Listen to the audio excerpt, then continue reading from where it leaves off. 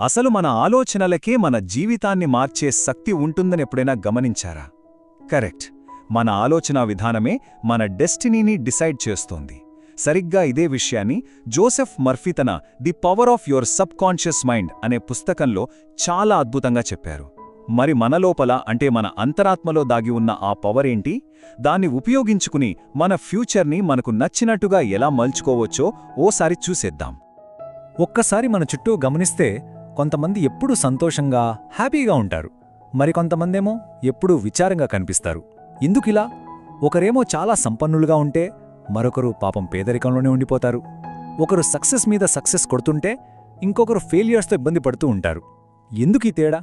చూడ్డానికి సింపుల్గా అనిపించినా ఈ ప్రశ్నల వెనుక చాలా లోతైన సమాధానం ఉంది. ఈ పుస్తకం సరిగ్గా ఆ సమాధానాన్ని మనకు చూపిస్తుంది. అయితే యుగయుగాల నుంచి మనుషులు వెతుకుతున్న ఆ మాస్టర్ సీక్రెట్ ఏంటో తెలుసా? ఏదో మాయో మంత్రమో కాదు. ఆ రహస్యం ఎక్కడో బయటలేదు, మన లోపలే ఉంది. అవును, మనలోనే. అదే మన సబ్ కాన్షియస్ మైండ్, అంటే మన అంతరాత్మలో దాగి ఉన్న ఒక అద్భుతమైన మిరాక్యులస్ పవర్.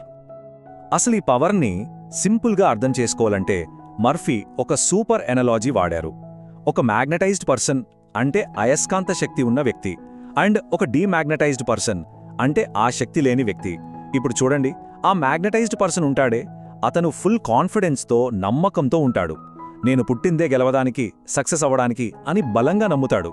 కానీ ఆ డీమ్యాగ్నటైజ్డ్ పర్సన్ ఎప్పుడూ భయాలు, డౌట్స్తో నిండిపోయి అమ్మో ముందుకెళ్తే ఏమవుతుందో అని ఆలోచిస్తూ ఎక్కడి వాళ్ళక్కడే ఆగిపోతాడు. సరే, మరి ఈ అంతరాత్మ శక్తిని మనం ఎలా కంట్రోల్ చెయ్యాలి? దానికి ముందు మనం మన మైండ్లో ఉండే 2 భాగాల గురించి తెలుసుకోవాలి. ఒక సింపుల్ ఎగ్జాంపుల్ చెప్తాను. మన కాన్షియస్ మైండ్ని ఒక షిప్కి కెప్టెన్లా అనుకుందాం. మరి సబ్ కాన్షియస్ మైండ్ అదేమో ఆ షిప్ను పనిచేసే సిబ్బంది, అంటే క్రూ అన్నమాట. మన కాన్షియస్ మైండ్ అంటే మన చేతనాత్మకమైన మనసు ఆ కెప్టెన్ లాంటిది.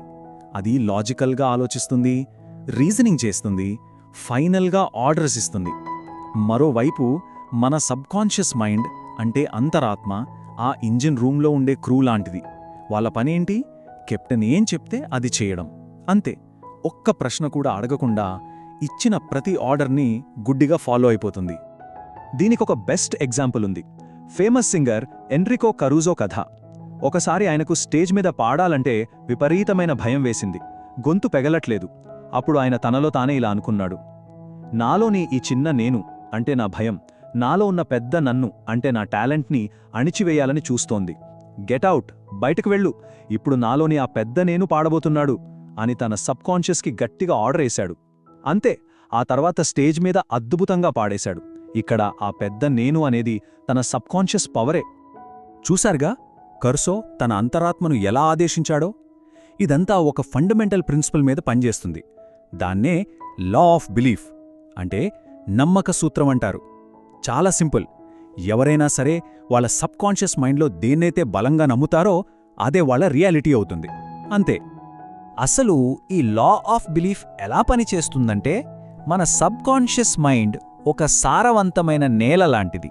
దానికి మంచి చెడు తెలియదు. మనం ఏ విత్తనం వేస్తే దాన్ని మొలకెత్తించడమే దాని పని.